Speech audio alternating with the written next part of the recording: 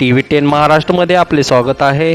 आपण पाहत आहात TV10 महाराष्ट्र. चला तर पाहू मग आजच्या घडामोडी.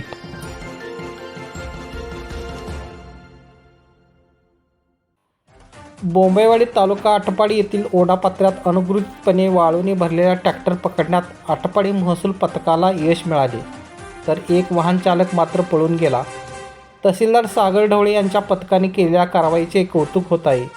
2 महिन्यापूर्वीच तहसीलदार ढवळे यांनी पदभार स्वीकारल्यानंतर अवैध वाळू वाहतुकीला लगाम लावण्याचे काम केले आहे. तहसीलदार कार्यालयात चालणाऱ्या खाबुगिरीला चाप लावत एजंटांना घरचा रस्ता दाखवला आहे. अवैध वाळू तस्करीला लगाम लावण्यासाठी गस्ती पथक नियुक्त केले आहे. प्रतिनिधी TV10 महाराष्ट्र सम्राट.